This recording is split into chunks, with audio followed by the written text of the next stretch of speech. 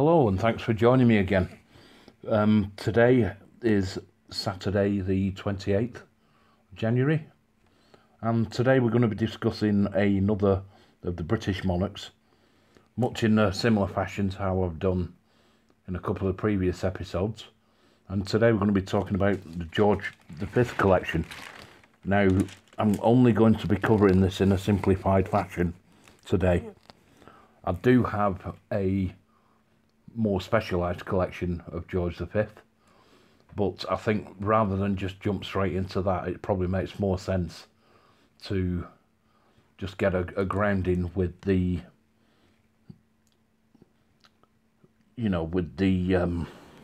simplified collection. Now, George V came to the throne in 1910 following the death of his father, Edward VII. He was the second monarch in the House of Saxe-Coburg-Gotha, named after Victoria's husband, Prince Albert. So he was, Edward VII was the first monarch in that new house. But this house was to become a little bit controversial early in George's reign, but we'll come to that.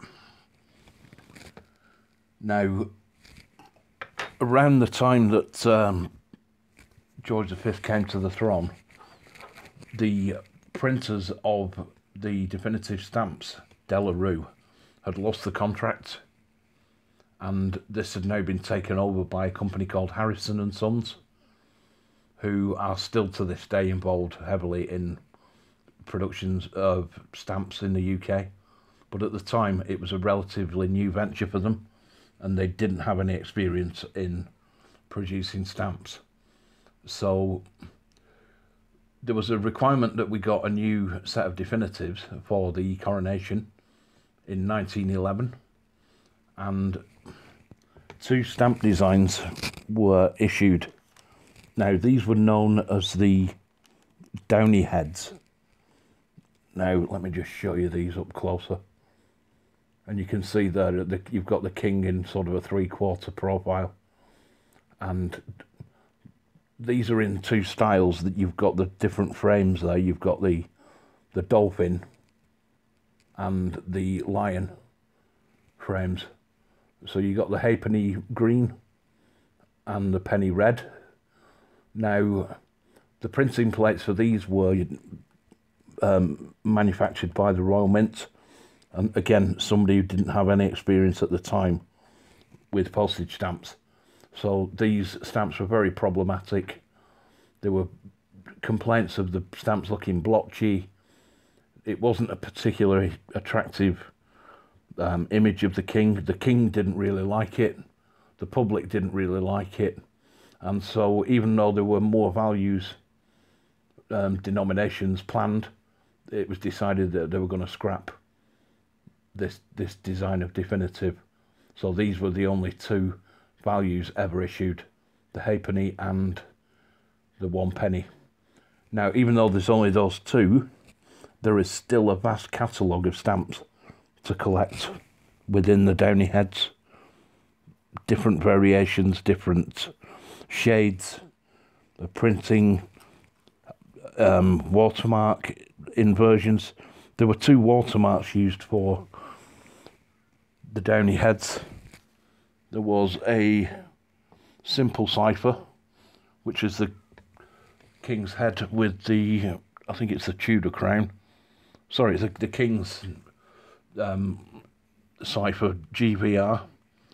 And then there was a multiple cipher, which was this very similar design, but just repeated throughout the paper. So it was decided that a different style of definitive would be needed, and so we went back to the traditional side profile view for the definitives. So these were the first two issues for the new design. So these were the first true definitives after the pretty much failed attempt at the Downy heads. The Downey heads are so called because the court photographer at the time was called Downey. It was W.D. Downey. And it was a photograph of George V that had been used for that original Downey head. Now, these stamps were issued with the simple cipher, which I shall put up on screen, as I've been doing with other watermarks. Now, there are 3 sets of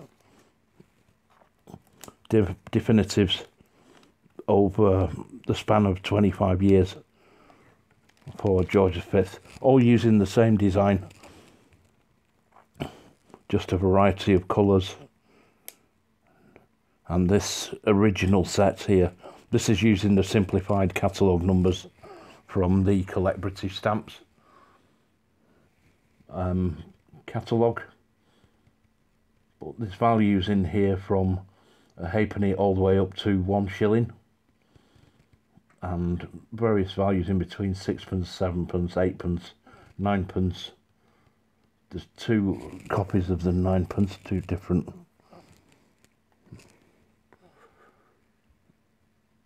But you can see they're all of a very similar style.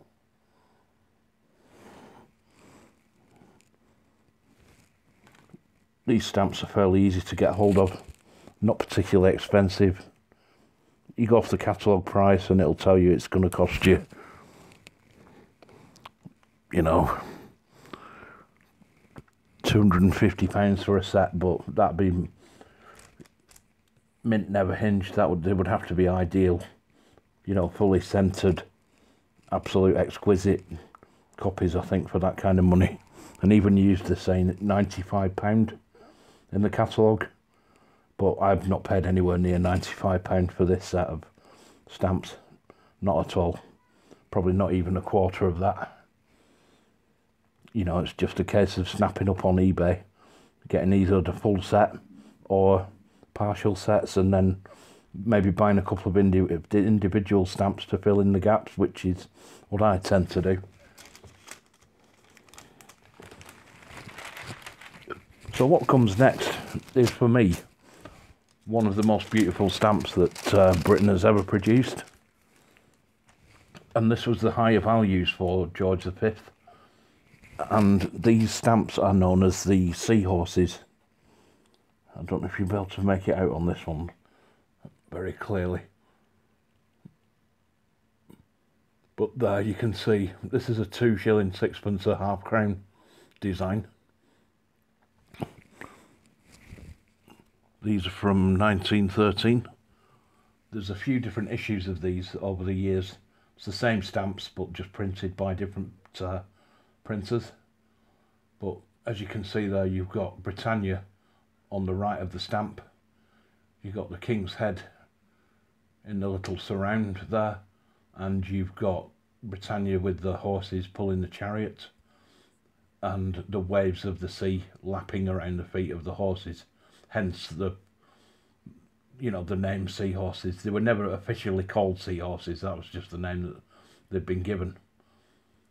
But I think this is an absolutely beautiful stamp. Probably there is another stamp in the George V era which for me trumps this one, but this comes a very, very close second. Outside of the realm of the penny black, which is a classic, the Machin design, which is a classic, when it comes to actual design like this, you know, this for me is way up there. I think these are a beautiful stamp. Now, these came in 1913 in 4 values, in 4 different colours. I've got one of the 1913 5 shilling in red, or whatever tone of red, it's maybe carmine or rose red. I think it's rose red, but that's got a very nice distinct Norwich cancellation there. But yeah, that's probably one of the more expensive stamps that I do own, but I didn't pay a lot of money for it. Going off catalogue value to what I paid for it, that's probably the best bang for buck that I've actually acquired. But I don't collect stamps for monetary value. I don't collect them as an investment. I collect them because I love the hobby.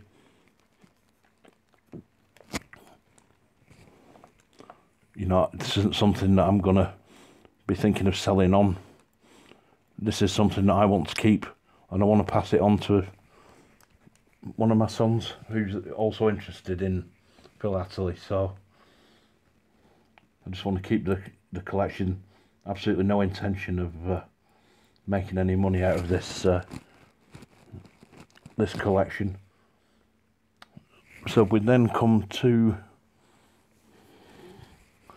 in fact, before we move on to the next set of definitives, in 1917, Britain was, you know, 3 years into the First World War in Europe, and there was a lot of anti-German sentiment towards the royal family, especially because of their German heritage.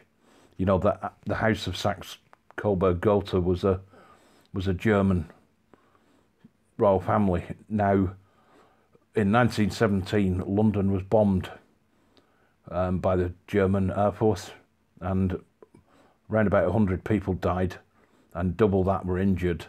But the bombers that were used were actually called Goethe bombers, so this wasn't taken very lightly amongst the people. So, you know, after discussions with ministers and advisors, the king decided to change the name of the House of Saxe-Coburg-Gotha to Windsor, to give it a more anglified name. Now, the Windsor name wasn't related to any of the previous names of monarchs. It was rather the seat of the royal family, their castle at Windsor. So from 1917, the royal house was known as the House of Windsor, and that is still the current house that is sat on the throne to this day. So Edward VIII, George VI, Queen Elizabeth II and King Charles III are all members of the House of Windsor. So then 1924, we've got the second set of definitives here. Not much has changed here other than a new watermark is introduced, and that's a block cipher. And again, it's the GVR lettering with a Tudor crown. And shortly after these came out, there was a first for British philately. Up until this moment in time, Britain had never released a commemorative stamp. Now, it was decided that there would be a commemorative stamp for the British Empire exhibition held at Wembley in London in 1924. Now, King George himself didn't like commemoratives. He thought it wasn't an English thing to do, to produce commemoratives. It was more what other countries did. But he rode with the idea anyway. And this is another beautiful stamp as well. If you look at that there, you've got this is the red penny stamp from 1924. At the time, the only place you could get this stamp was by attending the exhibition or at the post office in Wembley. There was another value, which was the 3 halfpenny,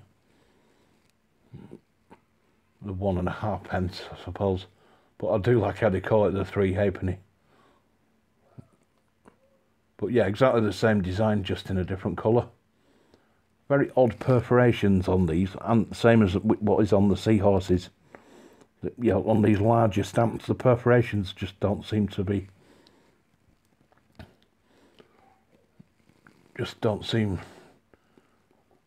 to be very good. I think maybe that this is part of the art of learning how to produce stamps of larger sizes. But yeah, I think those are a beautiful design. You know, with a good old British lion on the, which of course is our heraldic symbol for Great Britain.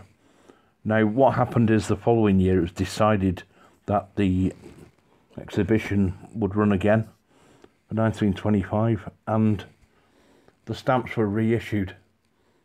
And I don't know if you can see there.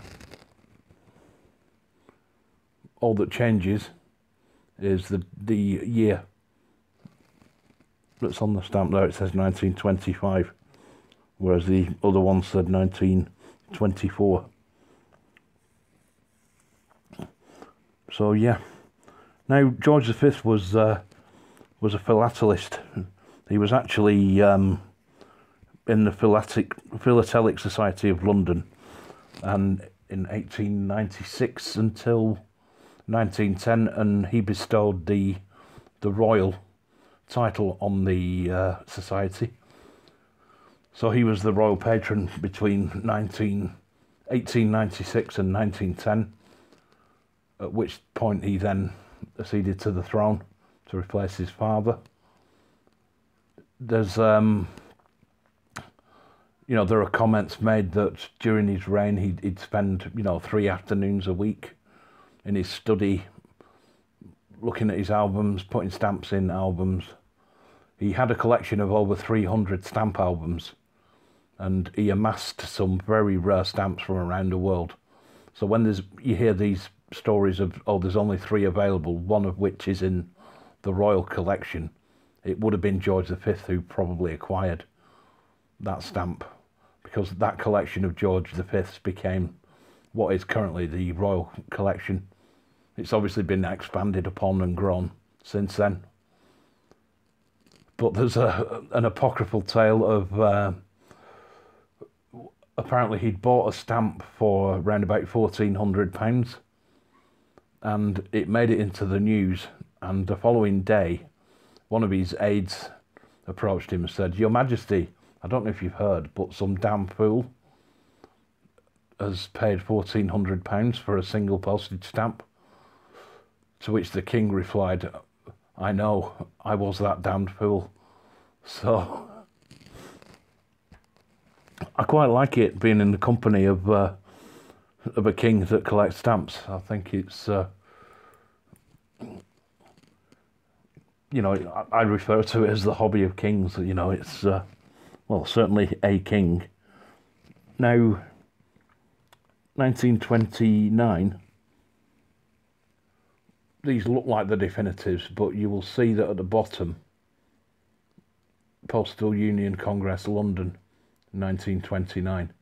There's a set of 4 values issued. Or, well, there's actually a set of 5. 4 standard-sized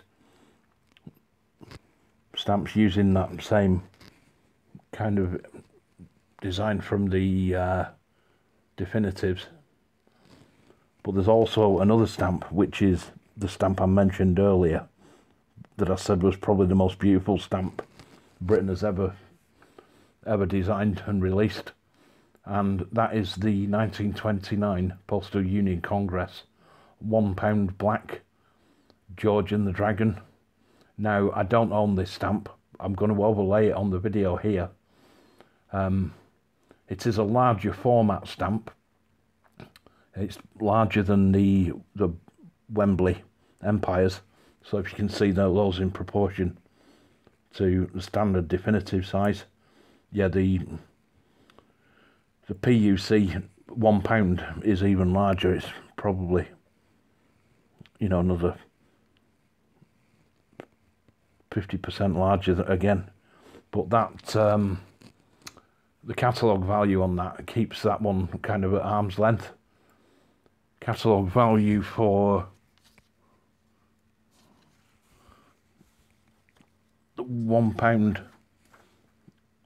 I think, is around about 750 mint and 550 used, and those prices do seem to be fair. In fact, I've seen the mint ones for even more. I've seen them up in the kind of £1,000 ballpark. And it's an absolutely beautiful stamp, I'm sure you'll agree. But I don't know when I'm going to get my hands on one of those. I do keep looking on eBay, I do keep having a cheeky bid here and there, but I can't see me winning one of those for anything other than a few £100s. But yeah, that is one stamp I would definitely like to own. Now that I own the Penny Black, that is definitely a stamp that that I want to own. Also, the Seahorses, there's a green £1 issue that was only issued in the first set in 1913, and that's got a ridiculous catalogue price. That's I think that's about £3,000 mint, and you know, half that for a used one.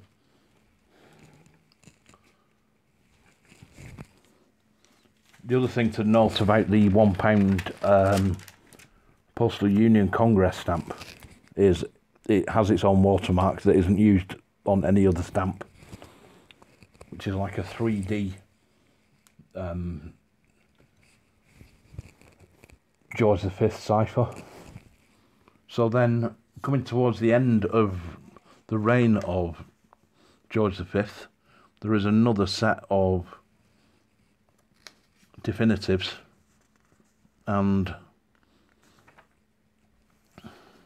these are a redesign in very slight terms, that the background for the king's head is now solid rather than just a shaded section.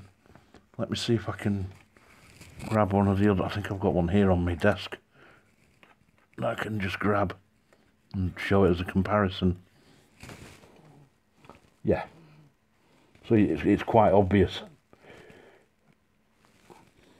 So if you look at those two alongside each other, I think having the darker background around the king's head really does highlight that, and I think these are a really nice subtle change to the designs. But yeah, this comes in a set of 11. A couple of the values have disappeared now, so I think it jumps from 5p up to, it could be 5p up to 9p.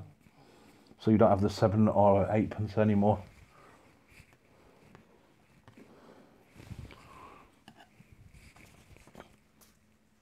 One other thing we've got here is these are probably the most attainable sets of Seahorses you can get. If you would like a set of the Seahorses, this is probably the one to start off with. This is the 1934 re-engraved edition, and if you have a look closely behind the king's head in the circle, you can see there's quite a bit of cross hatching.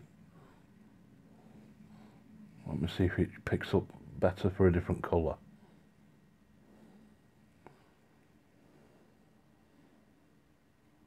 But yeah, these are, you can pick all three of these. So this is a 2 and 6, a 5 shilling red, and the blue 10 shilling, which I think is absolutely gorgeous.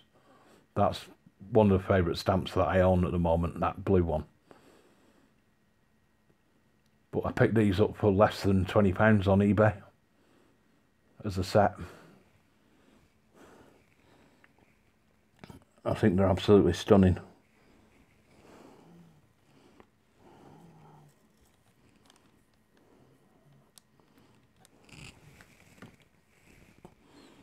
So, as I mentioned, I've got a specialised George V collection. Now, that is mainly definitives. The only Seahorses I've got are the ones that you've seen in this collection. So, it's not as though I've got any of the others. There are, like, I'll go into that in more detail with all the various printers and different catalogue numbers for those when I do the specialised catalogue. But yeah, the specialised George V collection is all to do with the definitives and all the varieties of, even from the Downy heads, where we only had those two values, the halfpenny and the penny, how many actual stamps were issued that have got different catalogue numbers, you know, and you'd be quite surprised when we come to have a look at that.